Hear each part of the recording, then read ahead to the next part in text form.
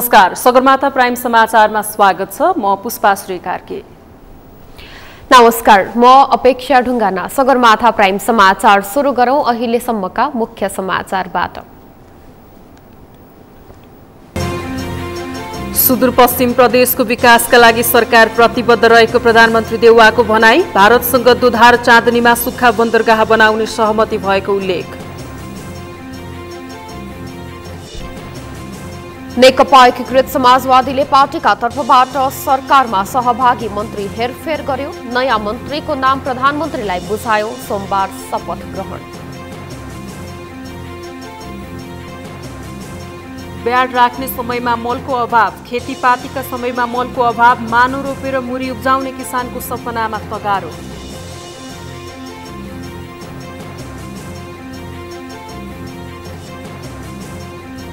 तयारी बिनै embossed number plate जडान गर्न अनिवार्य गरेको भन्दै सवारी धनीको विरोध। व्यवसायीलाई संरक्षण र सर्वसाधारणको ढाड सेक्ने काम गरेको आरोप।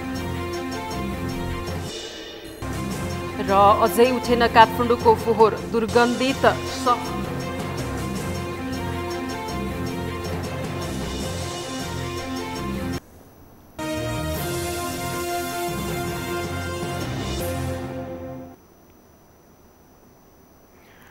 सगरमाथा प्राइम समाचार अब विस्तारमा। प्रधानमन्त्री शेरबहादुर देउवाले सुदूरपश्चिम प्रदेशको तीव्र विकासका लागि आवश्यक कार्ययोजना बनाउन सरकार प्रतिबद्ध रहेको बताउनु भएको छ। उहाँले मानव संशोधनको विकास र लगानीको सुरक्षा गर्न सके सुदूरपश्चिम प्रदेशलाई मुलुकको सबैभन्दा धनी प्रदेश बनाउन सकिने धारणा समेत राख्नुभयो। प्रधानमन्त्री देउवाले भारतसँग महाकाली पारी दोधारा चाँदनीमा सुक्खा बन्दरगाह बनाउने सहमति भएको उल्लेख गर्दै त्यसले पनि सुदूरपश्चिम प्रदेशको विकासमा सघाउ पुर्याउने विश्वास व्यक्त गर्नुभयो। बन्दरगाहले सिधै भारतको मुम्बईबाट सुदूरपश्चिमलाई जोड्ने र त्यसले सुदूरपश्चिम प्रदेशको विकासमा महत्त्वपूर्ण योगदान पुर्याउने उहाँको भनाइ थियो।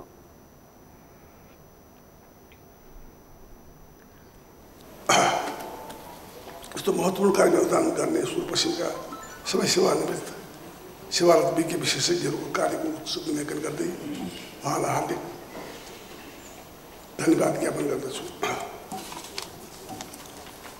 अब यो सुदूरपश्चिममा ड्राई पोर्ट बनाउने भारत सरकारको सहमति भएको छ। महाकाली पारी त्यो चाहिँ दोहोरा चाँदनीमा ड्राई पोर्ट भएको खण्डमा त्यहाँ सिधै हामी चाहिँ नि प्रधानमन्त्री देउवाले सुदूरपश्चिम प्रदेशको विकासका लागि महाकाली नदी पश्चिम सेती जलविद्युत परियोजनाको विकासमा विशेष ध्यान दिनुपर्ने बताउनुभयो।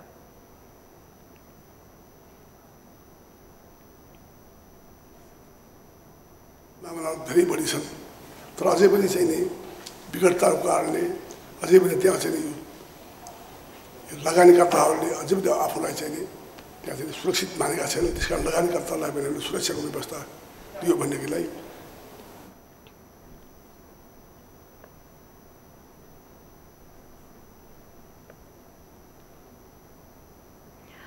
एमाले नेता घनश्याम भुसाललाई नेकपा एमालेको अनुशासन आयोगले स्पष्टीकरण सोध्न सिफारिस गरेको छ। पार्टीभित्र तरङ्ग उत्पन्न भएको छ। अध्यक्ष केपी ओलीको आलोचना गरेको भन्दै स्पष्टीकरण सोध्न आयोगले पार्टी कमिटीलाई सिफारिस गरेसँगै पार्टीभित्रै खैलाबैला सुरु भएको हो। नेता भुसालले स्थानीय तहको निर्वाचनमा एमालेले हार बेहोर्नुको कारण अध्यक्ष ओली भएको भन्दै ओलीको राजीनामा मागेपछि उनलाई अनुशासन आयोगले स्पष्टीकरण सोध्न सिफारिस गरेको हो। लोकतन्त्रका लागि 14 वर्ष जेल बसेको भनेर कहिल्यै नथाक्ने ओली आखिर किन आफ्नो आलोचनालाई सहनै सक्दैनन्? अमृत ढकालको रिपोर्ट। सदस्य घनश्याम भुसाललाई अनुसन्धान आयोगले अध्यक्ष केपी शर्मा ओलीको आलोचना गरेको भन्दै स्पष्टीकरण सोध्न सिफारिस गरेसँगै एमाले भित्र फेरि किचलो सुरु भएको छ। केही समय मत्थर भएको एमालेको विवाद नेता भुसालले स्थानीय तहको निर्वाचनमा एमालेले हार बेहोर्नुको कारण अध्यक्ष ओलीको कार्यशैली भएको भन्दै ओलीको राजीनामा मागेपछि विवाद फेरि सुरु भएको हो। घनश्याम भुसाललाई स्पष्टीकरण सोधेसँगै एमाले भित्र पक्ष र विपक्षमा बहस समेत सुरु भएको छ। योगेश भट्टराई लगायतका नेताहरूले आवेगमा गरिने निर्णय घातक घातक भएको भन्दै घनश्याम भुसालको बचाउ गरेका छन्। तर ओली निकट नेताहरूले भने पार्टीको विधान विपरीत जाने जो कोहीलाई पनि कारबाही र स्पष्टीकरण सोध्नुपर्ने धारणा सार्वजनिक गरेका छन्। सम्पूर्ण 11 लाख हाम्रा सङ्गठित सदस्यहरू, जसमध्ये पार्टी अध्यक्ष र म अनुशासन आयोगको अध्यक्ष समेतलाई म के भन्छु भने पार्टीको हितमा काम गर्ने सबैको दायित्व हो। पार्टीको हित हुने गरी, पार्टीप्रतिको विश्वास कमजोर हुने गरी कुनै व्यक्तिले पनि बाहिर अभिव्यक्ति गर्न मिल्दैन र त्यो पार्टी अनुशासन विपरीत हुन्छ। त्यस्तो नगर्नुको लागि म निर्देशन पनि व्यक्त गर्न चाहन्छु। लोकतन्त्रमा फरक विचार राख्नेहरूले एक अर्कालाई आलोचना गर्नु स्वाभाविक हो। एकै पार्टीमा रहे पनि अध्यक्ष ओली र स्थायी कमिटी सदस्य भुसालको कैयौं कुरामा वैचारिक भिन्नता छ। लोकतन्त्रको लागि 14 वर्ष जेल बसेको भनेर कहिल्यै नथाक्ने एमाले अध्यक्ष ओलीले आलोचना भने पटक्कै सुन्न चाहँदैनन्। तत्कालीन नेकपामा पनि ओलीले आलोचना सुन्नु परे कहिले बैठक छोडेर भाग्ने तथा कहिले लामो समयसम्म पार्टीको बैठक नै आह्वान नगर्ने गरेको भन्दै आलोचना हुने गरेको थियो। अरूलाई आलोचना गर्नु परे घण्टौँसम्म समय लिएर चर्को आलोचना गर्ने ओलीले आखिर आफ्नो आलोचना किन सहन सक्दैनन्? आलोचना गर्न र आलोचना सुन्न दुवैको क्षमता एउटा वामपन्थीसँग हुनुपर्छ भन्ने हामीले जानेको कुरा हो र आलोचना सुन्नै सकिएन भने त्यो कमजोरी हो। आलोचना सुन्न सक्नुपर्छ, आलोचनालाई फेरि निर्कुल गर्न सक्नुपर्छ, आलोचना को पोजिटिभ एस्पेक्ट र नेगेटिभ एस्पेक्टलाई केलाउन सक्नुपर्छ र आलोचनाबाट केही सुधार गर्नुपर्ने भए सुधार गर्नु पनि पर्छ। कतिपय आलोचनाहरू चाहिँ आलोचनाका लागि आलोचना मात्रै हुनु भनेर व्यवस्था गर्न पनि सकिन्छ, तर आलोचना सुन्नुपर्छ। 2074 सालको स्थानीय तह र 2075 सालमा भएको सङ्घीय र प्रदेश सभाको निर्वाचनमा एमाले पहिलो शक्ति हुनुको श्रेय ओलीलाई नै जान्छ। तर निर्वाचनपछि कम्युनिस्ट पार्टीले पाएको 2/3 सरकार जोगाउन नसक्नु, एक भएको पार्टीलाई पनि 4 टुक्रा पार्नु र स्थानीय तहको निर्वाचनबाट एमाले पहिलोबाट दोस्रो शक्तिका रूपमा ओह्रालो लाग्नुको जिम्मेवारी पनि ओलीले नै लिनुपर्छ। विपक्षीको आलोचनाबाट विभाजित पार्टीलाई सुधार्दै लानुपर्नेमा ओलीले आलोचकलाई कारबाहीको धम्की देखाएका छन्। ओलीका कार्यशैली र निर्णयले कहिलेकाहीँ कम्युनिस्ट पार्टीभित्र आलोचनाको महत्त्व हुन्छ वा हुँदैन भन्ने प्रश्न समेत उठ्ने गरेको छ। व्यक्ति कम्युनिस्ट नै हुन सक्दैन, आलोचना गर्न नसक्ने र आलोचना सुन्न नसक्ने व्यक्ति कम्युनिस्ट साँचो अर्थमा कम्युनिस्ट बन्दैन, किनकि कम्युनिस्टले डायलेक्टिकल मेटेरियलिजममा विश्वास गर्छ। द्वन्द्वात्मक भौतिकवाद, द्वन्द्वबाट तथ्यको सिर्जना हुन्छ भनेर विश्वास गर्नेले, द्वन्द्वात्मक भौतिकवादमा विश्वास गर्नेहरूले क्रिटिकल कन्सियसनेस भएन भनेदेखि ती कम्युनिस्टहरू बन्न सक्दैनन् भन्ने मान्यता हुन्छ। त्यसकारण कम्युनिस्टहरूले अरू पार्टीले भन्दा पनि कम्युनिस्टहरूले जो मार्क्सवादी दर्शनमा विश्वास गर्छन् ती व्यक्ति वा नेताहरूले आलोचनालाई सुन्न सक्ने क्षमता पनि राख्नुपर्छ र आलोचना गर्न सक्ने हिम्मत पनि राख्नुपर्छ। एमाले भित्र भुसाल मात्रै होइन, नेता भीम राहुललाई पनि पार्टीले निगरानीमा राखेको ओली निकट नेताहरूले बताएका छन्। माधव नेपाललाई पार्टी विभाजन गर्न साथ नदिएर एमालेमै बसेका नेता द्वय राहुल र भुसाल ओलीका लागि चुनौती बनेका छन्। 10औं महाधिवेशनमा पनि ओलीको इच्छा विपरीत राहुलले अध्यक्ष र भुसालले उपाध्यक्षमा उम्मेदवारी दिएपछि ओली उनीहरूप्रति रुष्ट बनेका छन्। सगरमाथा टेलिभिजनका लागि क्यामेरामा सम्पूर्ण लम्सालका साथमा अमृत ढकाल, काठमाडौँ।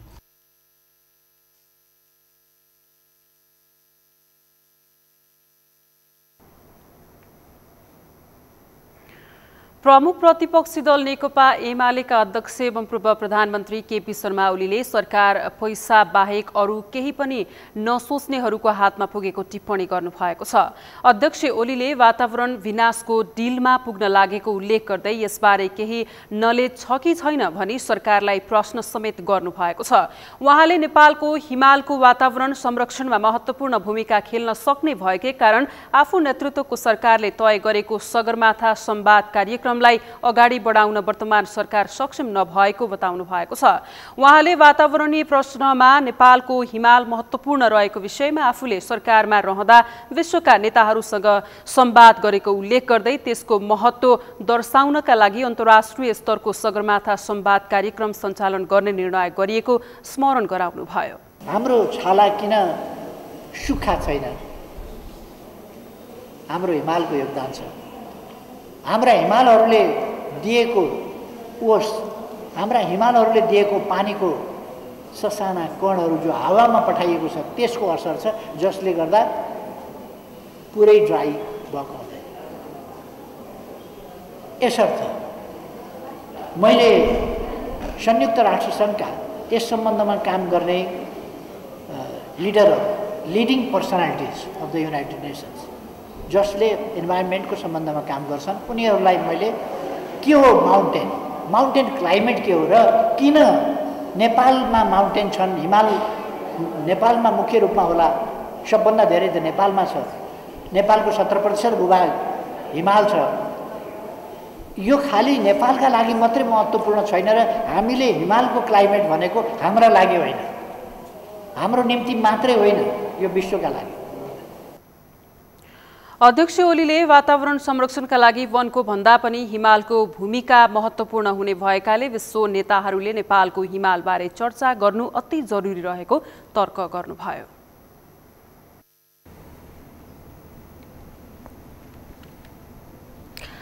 कहिले रासायनिक मल नपाउने त कहिले गुणस्तरहीन बिउका कारण बोटमा फल नलाग्ने किसानको पीडा छ। यस्तै सुक्खा खडेरी र कहिलेकाहीँ बाढीले समेत किसानको कृषि बालीमा क्षति पुर्याउँदै आएको छ। यससँगै उत्पादित वस्तुले बजार नपाउनेदेखि लागत अनुसार मूल्य नपाउने जस्ता किसानको थुप्रै समस्या छन्। नेपाली किसानले वर्षेनी यस्ता अनेकौं किसिमका शास्ति भोग्दै आएका छन्। यस्ता समस्याबाट पिरो लिएका किसान यति बेला भने रासायनिक मलको अभावले झनै मारमा परेका छन्। नवलपरासीबाट राज चौधरीको रिपोर्ट। दिनरात तथा घामपानी नभनी किसानले उत्पादन गर्ने वर्षे बालीको सिजन हुँदै गर्दा नवलपरासीमा रासायनिक मलको अभाव देखिएको छ। जिल्लामा पर्याप्त रासायनिक मल उपलब्ध हुन नसकेपछि यहाँका किसान भारतबाट अवैध रूपमा मल ल्याउन बाध्य भएका छन्।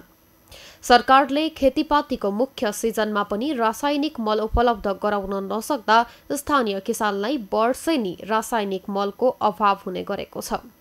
तर सरकारले मल उपलब्ध गराउन नसकेपछि आफूहरूले आफ्नो खेतीपातीका लागि भारतबाट मल ल्याउन पनि भारतीय सुरक्षाकर्मी र नेपाली सुरक्षाकर्मीबाट विभिन्न किसिमका शास्ति भोग्नु परेको किसानहरूले गुनासो गरेका छन्। अहिले किसानी बेला आइसक्यो, मोल पाइए छैन, बजारमा पनि पाइए छैन, नेपाली खादको कुनै छैन।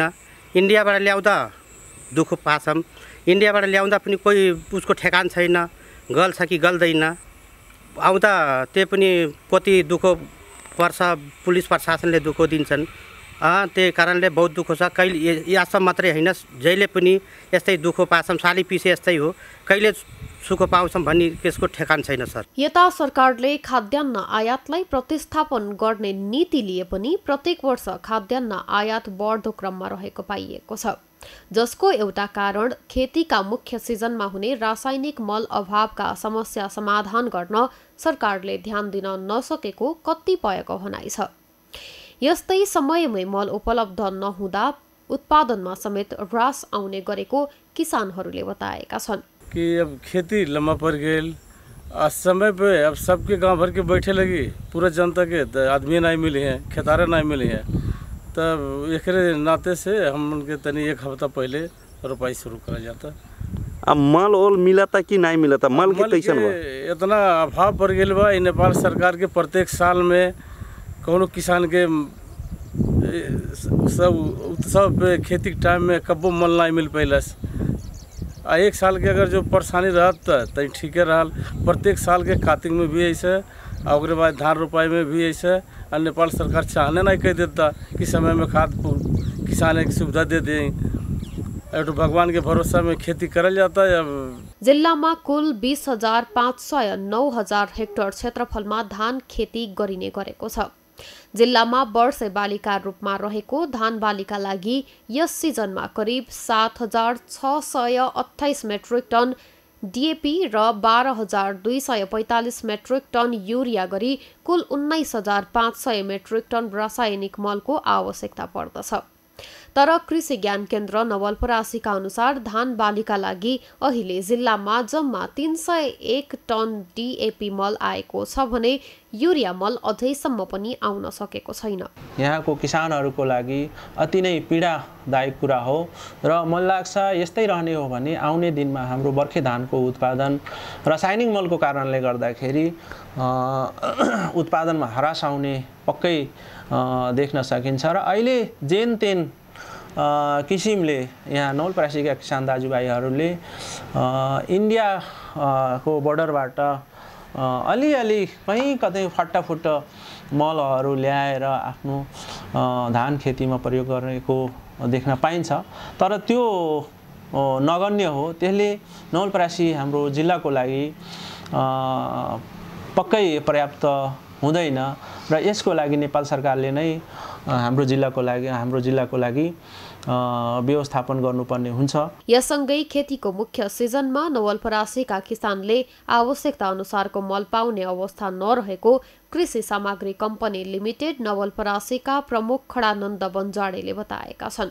यो भूमिमा किसानहरूको डिमान्ड अनुसारको मल दिन सक्ने अवस्था अहिले छैन, किनभने यो कोभिडको महामारी र अन्तर्राष्ट्रिय बजारमा चीन र रुसले रासायनिक मलमा गरेको प्रतिबन्धका कारणले अन्तर्राष्ट्रिय बजारमा मल खरिद गर्दा पनि नपाइएको सूचना आएको छ र त्यसमा पनि नेपाल सरकारले राज्यले ल्याउन खोजेर पनि अनुदानको मल भए पनि G2G सित पहल गरेको छ। तोल्यामलाई त्योभन्दा अगाडि मल किन्नका लागि 26 अर्ब चाहिँ बजेट विनियोजन पनि गरे हो र टेन्डर बिट गर्दाखेरि पनि कसैले पनि अन्तर्राष्ट्रिय बजारमा युरिया मलको डिमान्ड DAP को डिमान्ड चाहिँ नि अप डाउन मार्केट प्राइस भएको कारणले कसैले टेन्डर बिट नगरेको कारणले यो अवस्था सिर्जना भएको हो। बन्जाडेका अनुसार हाल चीन र रुसले अन्तर्राष्ट्रिय रूपमा प्रतिबन्ध लगाउनुले भारत लगायत दक्षिण एसियामा मल अभाव भएको छ। यस अवस्थामा नेपाल सरकारले G2G मार्फत प्रयास गरिरहेकाले असार अन्त्यसम्ममा केही थप मल आउन सक्ने उनले बताए। सगरमाथा टेलिभिजनका लागि नवलपरासीबाट राज चौधरीको रिपोर्ट।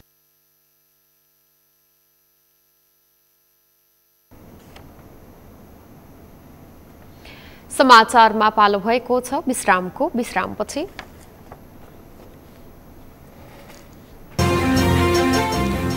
अझै उठेन काठमाडौँको फोहोर, दुर्गन्धित शहरको रूपमा परिणत हुँदै संघीय राजधानी, दुर्गन्धले पैदल यात्री तथा स्थानीयलाई शास्ति।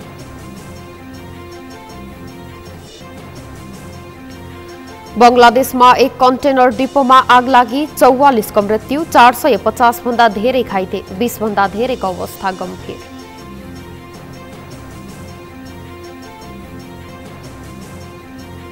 र एसीसी महिला T20 च्याम्पियनशिपका लागि नेपाली टोली प्रशिक्षणमा व्यस्त, फिटनेस र फिल्डिङको समस्या सुधार गर्दै च्याम्पियनशिप खेल्ने तयारीमा नेपाल।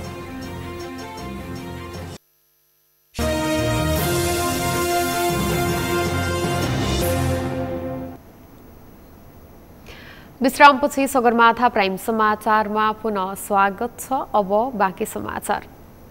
सरकारले आगामी साउन महिनाबाट इम्बोस्ड नम्बर प्लेट जडान नगरिएका सवारी साधनलाई कारवाही गर्ने भएको छ। केही दिन अघि यातायात व्यवस्था विभागले जारी गरेको सूचना मार्फत इम्बोस्ड नम्बर प्लेटलाई अनिवार्य गर्ने जनाएको छ। तर यसअघि पनि पटक पटक इम्बोस्ड नम्बर प्लेट विवादमा परेको थियो। यससँगै नम्बर प्लेट अंग्रेजीमा लेखिने भएकाले यसले नेपाली भाषाको अपमान भएको भन्दै अधिकांशले यस विषयमा आपत्ति जनाएका छन्। नरेन्द्र मोहताराको रिपोर्ट। जेठ 20 गते यातायात व्यवस्था विभागले बागमती र गण्डकी प्रदेशमा दर्ता कायम रहेका सवारी साधनहरूमा अनिवार्य रूपमा इम्बोस्ड नम्बर प्लेट जडान गर्ने सम्बन्धी सूचना जारी गर्यो। साउन 1 गतेपछि तोकिए अनुसार इम्बोस्ड नम्बर प्लेट जडान नगरिएको पाइएमा सवारी तथा यातायात व्यवस्था ऐन 2049 बमोजिम कारबाही गरिने विभागले उक्त सूचना मार्फत चेतावनी दिएको छ। विभागले यस्ता सूचना जारी गरेर निजी व्यवसायीहरूलाई संरक्षण र सर्वसाधारण जनताको ढाड सेक्ने काम गरेको भन्दै अहिले चौतर्फी रूपमा विभागको आलोचना हुन थालेको छ। तर पनि सरकारले इम्बोस्ड नम्बर प्लेट नेपालमै निर्माण गर्नुपर्ने र बाहिरी मुलुकमा जाने बजेट नेपालमै लगानी गर्न सकिने कतिपयको भनाइ छ। यता सरकारले इम्बोस्ड नम्बर व्यवस्थित गर्ने नाममा आफूहरूलाई दबाब दिएको भन्दै सर्वसाधारणले आपत्ति जनाएका छन्। यसलाई व्यवस्थित गर्ने नाममा यहाँ बजेट कलेक्सन गरेर विभिन्न देश बाहिर पठाएर अनि यहाँको बजेटलाई बाहिर पठाउने ढङ्गले जुन एउटा चाहिँ कामहरू गर्ने देखिएको छ, यो पनि त्यति उपयुक्त छैन। के नेपालले नै अहिले त्यो नम्बर प्लेट यहीँ बनाउन सक्छ त? त्यो दक्षता हामीसँग छ, त्यो मेसिनहरू हामीसँग छ। यदि होइन भने यहाँबाट कलेक्सन गरेर बाहिर रकम पठाउने गरी यो अहिले किन जरुरी भयो? पहिला त उपकरणहरू व्यवस्थित गर्न पर्यो, यहीँ मेन पावर दक्ष मेन पावरहरू व्यवस्थित गर्न पर्यो। हामीले यहीँ प्रिन्ट गर्न सक्छौँ भने त्यो उपयुक्त होला, भोलिको दिनमा हामीलाई पनि सहुलियतमा पाइएला। व्यवस्थित गर्ने कुरामा हामी ठुलो आपत्ति मान्दैनौँ, तर हार्ड एन्ड फास्ट गर्ने नाममा आजको आजै हुनुपर्छ भन्ने नाममा जुन ढङ्गले चाहिँ सरकारले यो अलिकति बढी प्रेसर दिन थालेको छ, यो उपयुक्त मानिएको छैन। विभागले 5 वर्ष अघिबाट सुरु गरेको इम्पोज्ड नम्बर प्लेट यस अघिबाट नै पटक पटक विवादमा फस्दै आएको छ। इम्पोज्ड नम्बर प्लेट देवनागरी लिपिमा हुनुको सट्टा अङ्ग्रेजीमा भएको भन्दै यसअघि सर्वोच्च अदालतमा मुद्दा समेत परेको थियो। त्यससँगै तत्कालीन प्रधान न्यायाधीश गोपाल पराजुलीको एकल इजलासले तत्कालका लागि इम्पोज्ड नम्बर प्लेट लागू नगर्न अन्तरिम आदेश जारी गरेको थियो। 2016 मेमा नेपाल सरकार, भौतिक पूर्वाधार तथा यातायात मन्त्रालय, यातायात व्यवस्था विभाग र बङ्गलादेशी कम्पनी डेका टुर टाइगर बीच 5 वर्षभित्र 4 अर्ब 90 करोड 20 लाख रुपैयाँ बुझाउने गरी 25 lakh imposed number plate Nepal सरकारलाई हस्तान्तरण गर्ने सम्झौता भएको थियो। तर इम्पोज्ड नम्बर प्लेटमा लेखिने अङ्ग्रेजी भाषाले नेपाली भाषाको अपमान गरेकाले त्यसलाई तत्काल सच्याउनु पर्ने यातायात व्यवसायीहरूको सुझाव छ। हाम्रो सवारी साधनको कति राम्रो स्वरूप, कति राम्रो नम्बर थियो, त्यो नम्बर नै परिमार्जन भएर जुन अङ्ग्रेजी भाषामा जिगज्याग गरेर लेखेको छ यो गलत छ। त्यसकारणले यसलाई सुधारिनुपर्छ र सुधार्नै पर्छ। जुनसुकै हालतमा यति यो खरबौँ यसको चाहिँ लगानी गरेर जो काम गरिएको छ, गर्न लागेको छ, यो बिल्कुल मात्रामा यो भाषाको कारणले पनि गलत छ। यसलाई सच्याउनुपर्छ। म यातायात व्यवस्था विभाग र नेपाल सरकार र सरकारवाला सबैको ध्यान आकर्षण पनि गराउन चाहन्छु। यो भाषामा परिमार्जन नगरी नेपाली भाषामै शुद्ध ढङ्गले नेपाली जनताले बुझ्ने गरी लेखिनुपर्छ भन्ने पनि यो एउटा सुझाव। सरकारले यस्ता नम्बर प्लेट बङ्गलादेशमा ठेक्का प्रक्रियाबाट छाप्दै आएको छ।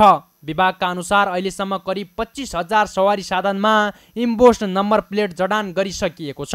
अहिले फेरि सोही विवादास्पद नम्बर प्लेट जडान नगरे कारबाही गर्ने यातायात व्यवस्था विभागको चेतावनी हास्यास्पद रहेको र यसले सर्वसाधारणमाथि अन्याय गरेको कतिपयको भनाइ छ। विभागका अनुसार 2 पाङ्ग्रे सवारी साधनका लागि 2,500 रुपैयाँ, 3 पाङ्ग्रे सवारी साधनका लागि 2,900 रुपैयाँ, 4 पाङ्ग्रे सवारी साधनका लागि 3,200 र ठुला सवारी साधनलाई 3,600 रुपैयाँ शुल्क तिर्नुपर्ने व्यवस्था छ।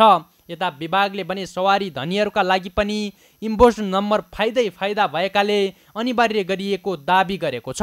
यसको फाइदा चाहिँ इम्पोज्ड नम्बर प्लेट प्रणालीको फाइदा धेरै छन्। यो चाहिँ तपाईँको एकै ठाउँमा एउटा प्रविधिबाट छापिने भएको हुनाले सबैले छाप्न सक्दैन, यसको नक्कल गर्न गाह्रो छ।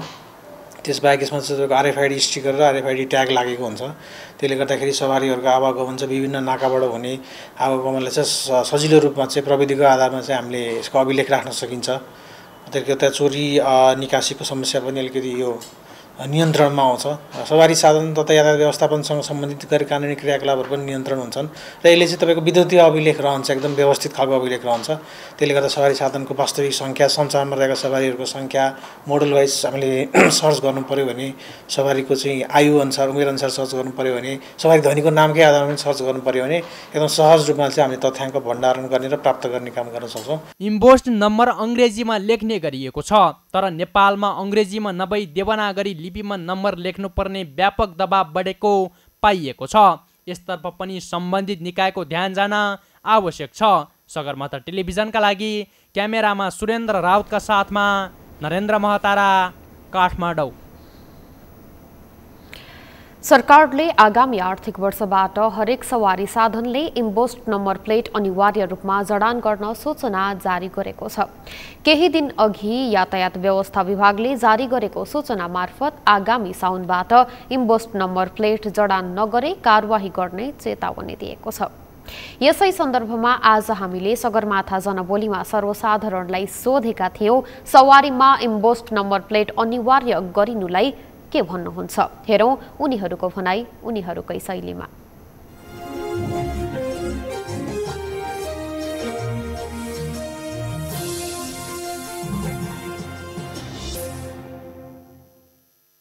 लागू मात्रै गर्ने, त्यसलाई चाहिँ भोलि त्यो जुन प्राविधिक रूपमा चाहिँ सहज हुँदै गयो भने चाहिँ राम्रो हो। यदि त्यो इम्पोज्ड नम्बर मात्र राख्ने, अन्य त्यससँग प्रविधि जोडेर अन्य कुराहरू चाहिँ त्यसमा डाटाहरू कलेक्सन नगर्ने, त्यसलाई लागू नगर्ने भने त्यसको चाहिँ खासै औचित्य होला जस्तो लाग्दैन। अब यसले उपलब्धि के छ त? हामीलाई पब्लिकलाई के उपलब्धि हुन्छ त? केही उपलब्धि त मैले देख्दिनँ होइन। यसको फेरि छुट्टै शुल्क भनेको छ होइन। अब फाइदा के छ त? हामीलाई फाइदा के हुन्छ? प्रफिट के हुन्छ? एकदम राइट हो। सरकार ल्याएको नीतिलाई हामीले कदर गर्नुपर्छ पहिलो कुरो। यो अहिले यिनीहरूले धेरै पछि यिनीहरूले यो योजना ल्याएको छन्, यहाँ 10 वर्ष अगाडि यो ल्याउनु पर्ने हो। यो हाम्रो नेपालको चिन्ह पनि होइन, यो विदेशबाट कहाँ ल्याएर है यो अब यहाँ नेपालमा ल्याएर गाँसेको होइन। अब नेपाल सरकारले के गर्नु खोजेको, हामीलाई चाहिँ अब नेपालीको चिन्ह, अब हाम्रो नेपाली नै नम्बर होस्, नेपाली अक्षर होस्। अहिले हामीले जुन नम्बर युज गरिरहेछ त्यो नम्बरै हेर्नलाई नेपालको लागि चाहिँ उचित हुन्छ जस्तो लाग्छ। किनभने अब तपाईँको इम्बोस नम्बर हाल्यो भने चाहिँ अब महँगो पनि पर्छ। यो इम्बोस नम्बर भन्ने कुरा अलि इङ्ग्लिसबाट नै हुन्छ होइन। त यति छोटो समयमै बिचमा कुराकानी मात्रै भए, यसरी कार्यान्वयन गर्ने ढङ्गले सरकार लागेन र यति छोटो समय पर्याप्त हुँदैन, यो नै आपत्तिजनक कुरा छ। किनभने यो अहिले 1 महिनामा तुरुन्ती यहाँ एउटा स्मार्ट लाइसेन्स दियो भने बनाउन दिँदाखेरि राज्यले लिएको चाहिँ जिम्मेवारीभित्र त 1 वर्षसम्म स्मार्ट लाइसेन्स आएको हुँदैन। अनि पब्लिकहरूले चाहिँ आजको आजै कहाँ फर्म भर्ने, कहाँ चाहिँ पैसा तिर्ने।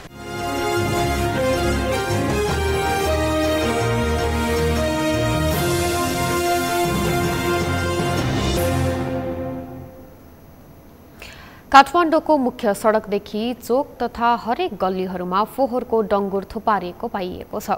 समयमै फोहोर उठ्न नसक्दा काठमाडौँ उपत्यकाको विभिन्न चोक तथा गल्लीहरूमा फोहोरको थुप्रो लागेको हो। फोहोर उठाउने गाडी नआएपछि उपत्यकावासीले आफ्नो घरभित्रको फोहोर सडक पेटीमा ल्याएर फ्याँक्ने गरेका छन्।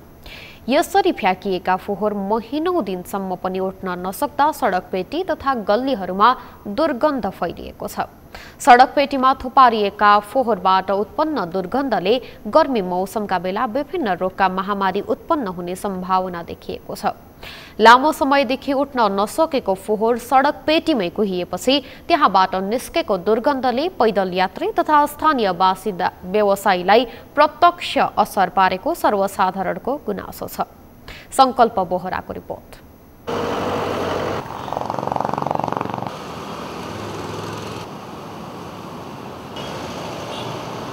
यो काठमाडौँ उपत्यकाको विभिन्न चोकहरूमा थोपारिएको फोहोरको दृश्य हो। घरभित्र निस्केको फोहोर समयमा उचित व्यवस्थापन गर्न सरकारवाला निकायले चासो नदिँदा सडक पेटीमै फोहोर फाल्नुपर्ने उपत्यकावासीको बाध्यता हो। नेपालको राजधानी समेत रहेको काठमाडौँ उपत्यकामा अझैसम्म पनि फोहोरको उचित व्यवस्थापन हुन सकेको छैन, जसका कारण उपत्यकाको मुख्य सडकदेखि चोक तथा विभिन्न गल्लीहरूमा फोहोर थोपारिने गरेको छ। हरेक घरको भान्सा तथा व्यापार व्यवसायबाट निस्केको फोहोर सडक पेटीमा फाल्ने गरेको पाइएको छ। सडक पेटीमा फालिएको फोहोरको डङ्गुरले सवारी आवत जावतमा समेत समस्या हुने गरेको छ। सडक पेटीमा फालिएको फोहोरको डङ्गुरले सवारी आवत जावतमा समेत समस्या हुने गरेको छ। यससँगै सडक छेउमा थोपारिएको फोहोर नउड्दा उपत्यकाको सौन्दर्यतालाई पनि असर पारेको कतिपयको भनाइ छ। महिनौं दिनसम्म पनि सडक पेटीबाट फोहोर उठ्न नसक्दा सडक पेटीमै फोहोर कुहिने र त्यसबाट उत्पन्न दुर्गन्धले जनस्वास्थ्यमा समेत असर पुर्याइरहेको सर्वसाधारणको भनाइ छ। सडक तथा गल्लीहरूमा जथाभावी रूपमा फालिएको फोहोरले उपत्यकामा पैदल यात्रीहरूलाई समेत हिडडुलमा समस्या हुने गरेको उनीहरूको भनाइ छ। यस्तै विभिन्न बहाना र अवरोधका कारण काठमाडौँ महानगरपालिकाले फोहोर व्यवस्थापनमा ढिलाइ गर्दा सडकबाट फोहोर उठ्न नसकेको सर्वसाधारणको गुनासो छ। उनीहरू अहिले व्यस्त भयो भने यो फोहोर नउठेको, हुन त म यहाँको बासिन्दा होइन, तर पनि जुन ठाउँमा म बस्छु त्यो ठाउँको हेर्दाखेरि लगभग म बस्ने ठाउँमा पनि 1 महिनादेखि फोहोर उठेको छैन। यो अहिले चुनाव त लगभग 30 गतेदेखि मात्रै सुरु भएको छ। यिनीहरूले पहिले नै व्यवस्थापन गरिसक्नु पर्ने थियो। अहिले त अब यो 5-7 दिनमा त्यतै व्यस्त छन्, कसैलाई मतलब पनि छैन। गाडीमा हुइकेर गयो, फोहोर त देखिरहेछन् तर फोहोर उठाउने कसैलाई ध्यान छैन। मेन फोहोर यत्रो फ्याला छ, हामी छेउमा व्यापार बिजनेस गरेर बस्नुपर्छ होइन। अब अहिले त्यसै त महामारीको समय छ, त्यसमाथि पनि यो फोहोर दुर्गन्धले कति चाहिँ तपाईँको रोगहरू चाहिँ कति उत्पन्न गरिरह होला भन्ने कुरो त अब कसले हामी सबैले महसुस गरेको कुरा हो। अब यसलाई चाहिँ कसैले पनि रेस्पोन्स एउटा जिम्मेवारी भन्नेको कसैले पनि निर्वाह नगरेको देखिन्छ। धेरै नै एकदम अस्तव्यस्तै भएको छ यो होइन। अब पहिला पनि त्यस्तै हुने, अब यो जुन बेला चाहिँ झन् होइन अहिले यो भाइरसले गर्दाखेरि चाहिँ एकदमै रोगहरू भइरहेछ होइन। अनि त्यस्तो भएको बेलामा चाहिँ झन् यो चुनावले गर्दाखेरि चुनावले गर्दा भनौँ कि केले भनौँ, अब चुनाव भयो भने जेसुकै भयो भने फोहोर त उठाउनै पर्छ होइन। विगत 13 वर्षदेखि उपत्यकाको फोहोर व्यवस्थापन हुँदै आएको नुवाकोटको सिसडोल स्थित ल्यान्डफिल साइटका स्थानीयले विभिन्न माग राखी अवरोध गरेपछि उपत्यकाको फोहोर उठ्न नसकेको महानगरले जनाएको छ। सिसडोलका स्थानीयले केही दिनदेखि उपत्यकाको फोहोर फाल्न अवरोध गरेकाले समयमा फोहोर उठ्न नसकेको फोहोर व्यवस्थापनको जिम्मा पाएको वातावरण व्यवस्था विभागको भनाइ छ। सडक निर्माणका लागि जिम्मा लिएका निर्माण व्यवसायीले लापरवाही गर्दा सिसडोलवासी आक्रोशित भई अवरोध गरेकाले फोहोरको व्यवस्थापन हुन नसकेको बताइएको छ। तर महानगर र सिसडोलका स्थानीय वासीबीच वार्ताको माध्यमबाट स्थानीयको माग सम्बोधन गर्दै सकेसम्म केही दिनभित्रै फोहोर व्यवस्थापन गर्ने विभागले जनाएको छ। सुरक्षा निकाय लगाएर पनि हामीले चाहिँ फोहोर लग्यौँ ल्यान्डफिल साइटसम्म। तपाईँको अब केही मात्रामा गइरहेको हो, तर फुल फ्लेजमा चाहिँ फुल क्यापासिटीमा फोहोर जान सकेको अवस्था छैन। तपाईँको कहिले त्यहाँ अवरोध हुने, कहिले ल्यान्डफिल साइटमा अवरोध हुने। ल्यान्डफिल साइटमा तपाईँको चाहिँ यहाँ हामीले अवरोध खोल्न साथ सडकमा तपाईँको यो जाँदा जाँदै मुर्खु तिन पिप्ले सडकमा अवरोध खुलाएर उता जाँदा जाँदै फेरि त्यहाँ स्थानीय बासिन्दाहरूले रोके। स्थानीय बासिन्दा भनेको तपाईँको चाहिँ ल्यान्डफिल साइटका स्थानीय बासिन्दा जुन चाहिँ नुवाकोट जिल्लाको ककनी गाउँपालिका वडा नम्बर 2 मा हाम्रो ल्यान्डफिल साइट पर्छ र त्यहाँ वरिपरिका स्थानीय बासिन्दाहरूले चाहिँ फेरि त्यहाँ अवरोध गर्दै त्यहाँ चाहिँ फोहोर खसाल्नलाई नदिने, त्यहाँ चाहिँ अब अव्यवस्थित भयो भन्ने कुराहरू चाहिँ गरेर अब केही दिन त्यहाँ पनि अवरोध भयो होइन। यद्यपि हामीले थोरै सङ्ख्यामा अब पूर्ण क्षमतामा हामीले लान सकेका थिएनौँ। अब थोरै सङ्ख्यामा चाहिँ अब हामीले लगिरहेका थियौँ फोहोर। हामी उठाउँदैछौँ, व्यवस्थापन उता ल्यान्डफिल साइट व्यवस्थापन गर्नु पर्यो। यहाँबाट उठाएर लगेर मात्रै फोहोर चाहिँ समाधान हुँदैन नि त। यहाँबाट डाँडा कटाएपछि भन्ज्याङ कटाएपछि हामी फोहोर व्यवस्थापन भयो, हामी चाहिँ ढुक्क भयो भनेर हुन्छ। त्यहाँ तपाईँको ल्यान्डफिल साइटको आफ्नै व्यवस्थापनको चाहिँ तरिकाहरू छ। त्यहाँनिर तपाईँको चाहिँ त्यसको व्यवस्थित ल्यान्ड फिलिङ गर्नु पर्यो, तपाईँको माटोले पुर्नु पर्यो, औषधि छर्नु पर्यो। त्यहाँको स्थानीय बासिन्दालाई पनि त गुनाउँछ नि त होइन। त्यो लगेर त फोहोर त डम्प गर्ने छोडिदिने मात्रै होइन नि त, त्यसलाई त व्यवस्थापन गर्नु पर्यो। त्यहाँनिर व्यवस्थित तरिकाले आफ्नै प्रोसेस छ, पद्धति छ त्यहाँनिर गर्ने, त्यसको लागि समय लाग्छ होइन।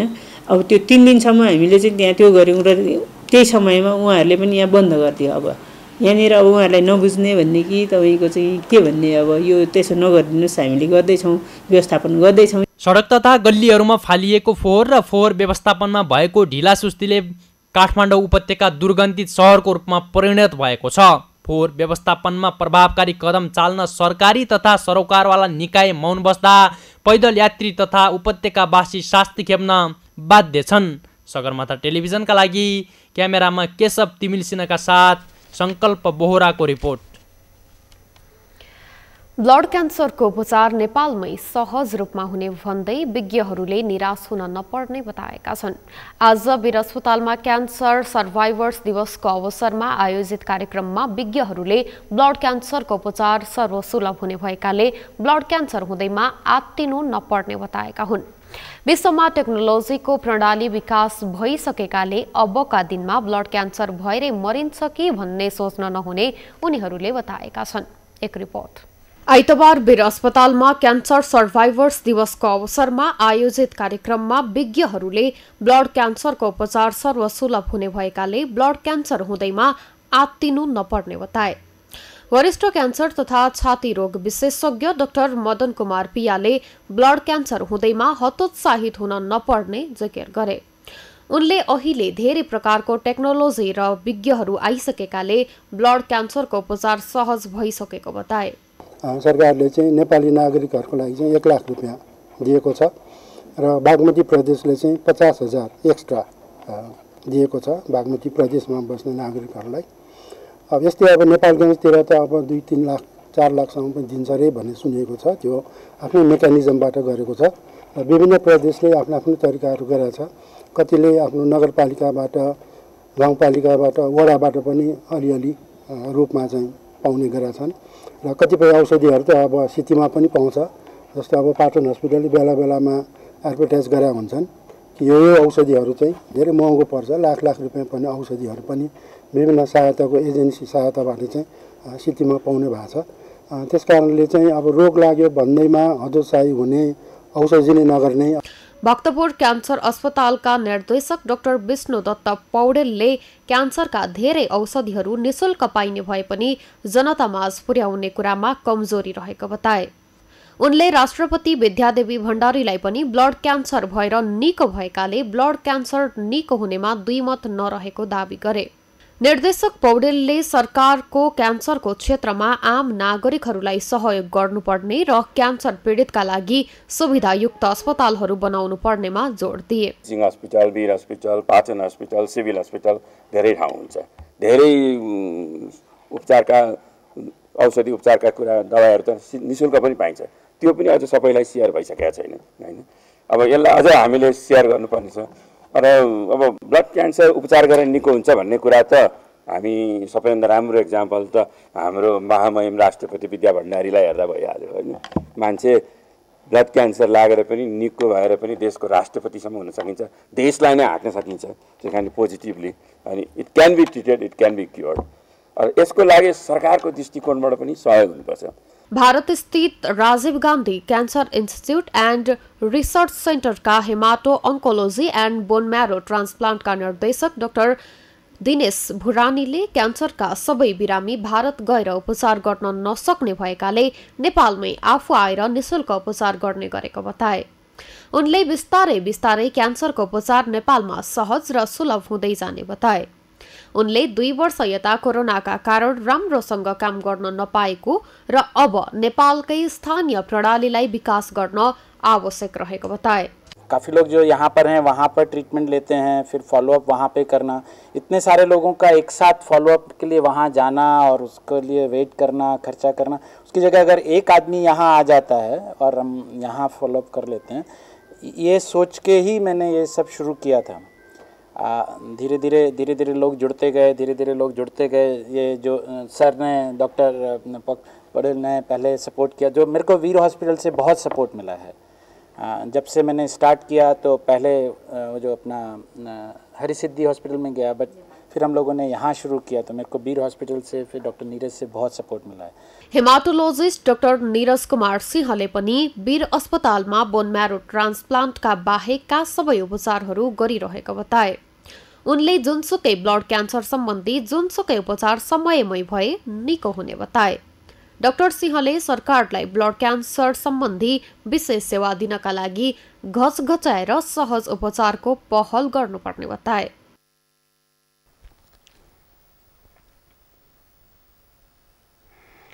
आज काठमाडौँ उपत्यकामा सिथी नख पर्व मनाइएको छ। नेवारी सभ्यता अनुसार हरेक वर्ष ज्येष्ठ शुक्ल खष्टीका दिन नख पर्व मनाउने गरिएको छ। यस वर्ष पनि सदाझै काठमाडौँ उपत्यकाभित्र रहेका ढुङ्गेधारा, इनार, कुवा, धारा सफा गरेर नख पर्व मनाइएको छ। यस पर्वको दिन ढुङ्गेधारा, इनार, कुवा, धाराको मुहानमा सरसफाई गरेर मनाइने प्रचलन रहिआएको छ। मङ्गलटोल सुधार समितिका सदस्य रबिन कपालीले ढुङ्गेधारा, इनार, कुवा लगायतको सरसफाई र पूजाआजा गरेर मनाउने नख पर्व नेवार समुदायको विशेष पर्व रहेको बताउनु भएको छ। काठमाडौँ उपत्यकाको पुरातात्विक, धार्मिक तथा ऐतिहासिकतालाई झल्काउने ढुङ्गेधाराहरूको संरक्षणमा सरकारले चासो नदेखाएकोमा उहाँले दुःख व्यक्त गर्नुभयो।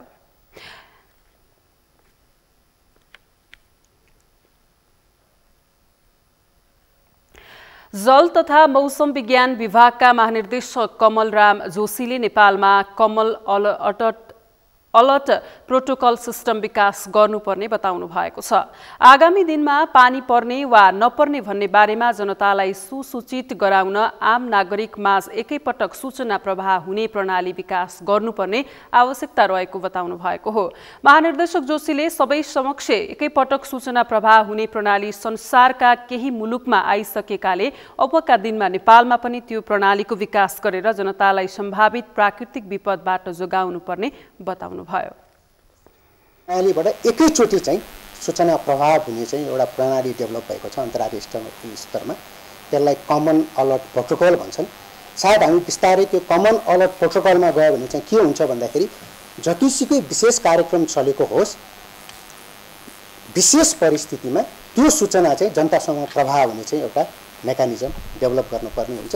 यसमा विभिन्न निकायहरू, एउटै मात्रै निकाय होइन कि विभिन्न यस सम्बन्धी निकायहरू भनौँ न, जल तथा मौसम विज्ञान विभाग, विपद न्यूनीकरण विपद प्राधिकरण, सुरक्षा निकाय लगायतका सबै सरकार निकायहरूको चाहिँ समन्वय र सहकार्यमा चाहिँ कार्य गर्नुपर्ने चाहिँ आवश्यकता रहेको छ। जल तथा मौसम महानिर्देशक जोशीले नेपालमा अहिले कुनै स्थान विशेष भन्दा पनि क्षेत्रगत विशेष भएर मौसम सम्बन्धी पूर्वानुमान गरिएको बताउनु भएको छ। उहाँले नेपालमा अहिले क्षेत्रगत विशेष हिमाल, पहाड, तराई र प्रादेशिक आधारमा पूर्वानुमान गर्दै आएको बताउनु भयो।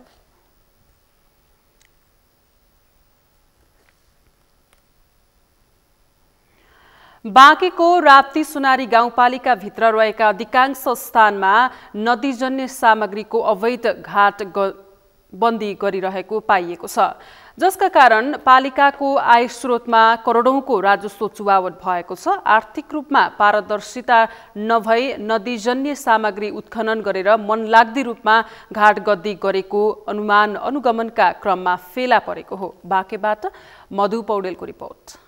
बाँकेको राप्ती सोनारीमा रहेका अधिकांश स्थानमा रहेका नदीजन्य सामग्रीको अवैध घाटगद्दी रहेको पाइएको छ।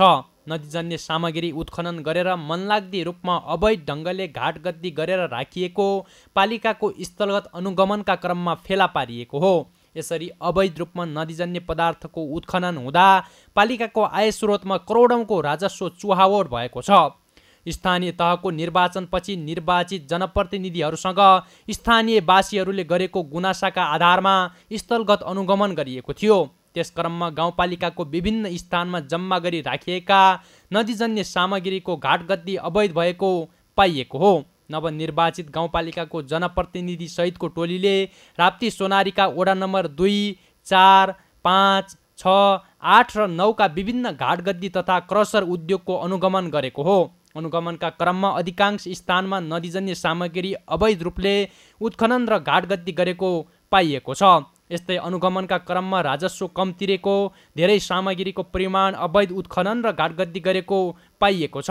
अवैध तरिकाले घाटगद्दी गरेकादेखि गैरकानुनी ढङ्गले सञ्चालनमा आएका सबैलाई राप्ती सोनारी गाउँपालिकाले कारबाहीको दायरामा ल्याउने भएको छ। पैसा कमाउने र राज्यको सम्पत्ति दोहन गर्ने अधिकार कसैलाई पनि छैन। योसँग जो संलग्न हुन्छन्, योसँग जो संलग्न रहन्छन्, ती सबै कुराहरूको हामीले बाहिर ल्याउनेछौँ। हामी पनि बाहिर आउन तयार छौँ र जो संलग्न रहनेछन् बाहिर आउनेछन् र हामीले सरकारका तर्फबाट हामीले धेरैलाई सहयोग गरेका छौँ। हामीलाई यो अभियानमा सहयोग नगर्ने होला, हामीले सहयोग पनि गर्दैनौँ।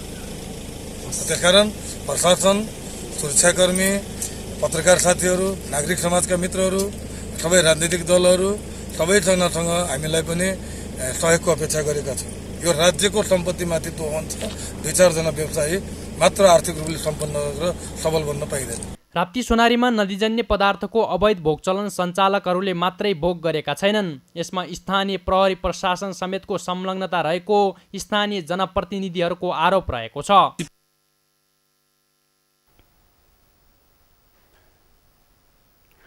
सगरमाथा प्राइम समाचारमा पुनः पालो भएको छ विश्रामपछि। बांग्लादेशमा एक कन्टेनर डिपोमा आग लागि, कम्तीमा 44 को मृत्यु, 450 भन्दा धेरै घाइते, 20 भन्दा धेरैको अवस्था गम्भीर।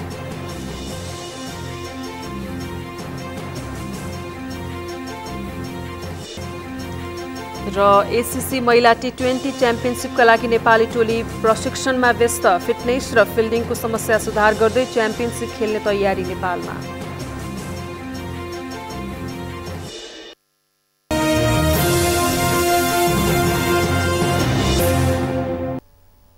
अब पालो अर्थ समाचारको।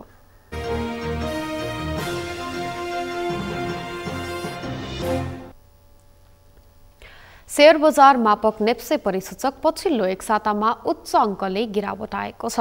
साताको 5 दिन भएको कारोबारमा नेप्से 145.08 अङ्क घटेको छ।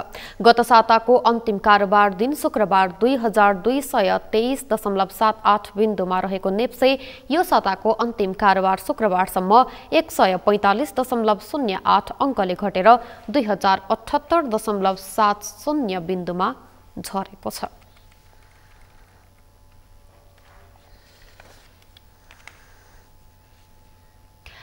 नेपाल उद्योग वाणिज्य महासंघका अध्यक्ष शेखर गोल्छाले बजेटले वनस्पति तेल उद्योगलाई बन्द हुने अवस्थामा पुर्याएको बताउनु भएको छ। आज काठमाडौँमा नेपाल वनस्पति घिउ तेल उत्पादक संघले आयोजना गरेको पत्रकार सम्मेलनमा अध्यक्ष गोल्छाले आगामी आर्थिक वर्षका लागि सरकारले ल्याएको बजेटले वनस्पति तेल उद्योगलाई बन्द हुने अवस्थामा पुर्याएको बताउनु भएको हो। उहाँले वनस्पति घिउ तेलको कच्चा पदार्थको आयातमा भन्सार महसुल शून्य बनाउन समेत माग गर्नु भएको छ।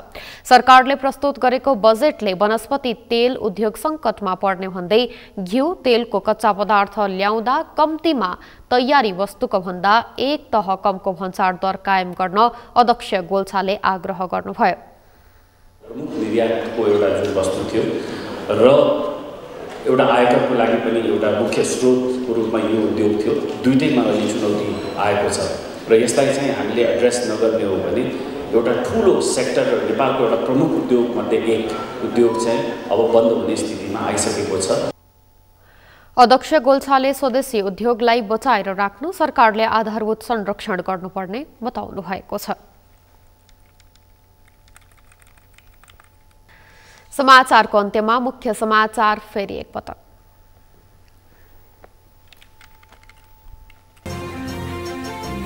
सुदूरपश्चिम प्रदेशको विकासका लागि सरकार प्रतिबद्ध रहेको प्रधानमन्त्री देउवाको भनाई। भारतसँग दोधारा चाँदनीमा सुक्खा बन्दरगाह बनाउने सहमति भएको उल्लेख।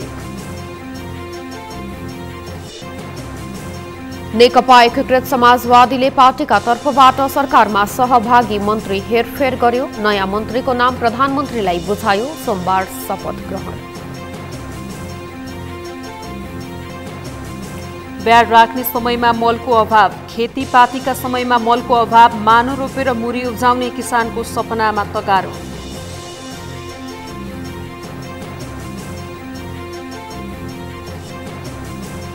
तयारी बिनै इम्बोस्ट नम्बर प्लेट जडान गर्न अनिवार्य गरेको भन्दै सवारी धनीको विरोध। व्यवसायीलाई संरक्षण र सर्वसाधारणको ढाड सेक्ने काम गरेको आरोप।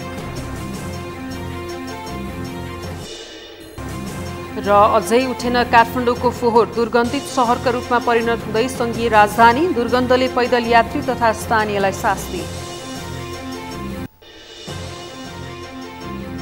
हवस् त सगरमाथा प्राइम समाचार अहिलेलाई सकियो। तपाईँ समाचार बुलेटिनका साथै सगरमाथा टेलिभिजनका सम्पूर्ण कार्यक्रम www.sagarmatha.tv मा पनि पढ्न र हेर्न सक्नुहुनेछ। साथै युट्युबमा youtube.com/sagarmatha.tv नेपालमा हेर्न सक्नुहुनेछ। साथै तपाईँ हामीलाई फेसबुकमा पनि facebook.com/tv नेपालमा फलो गर्न सक्नुहुनेछ। समाचारको शिखर, नेपालको गौरव, नेपालको पहिलो न्युज च्यानल सगरमाथा टेलिभिजन हेर्दै गर्नुहोला। नमस्कार।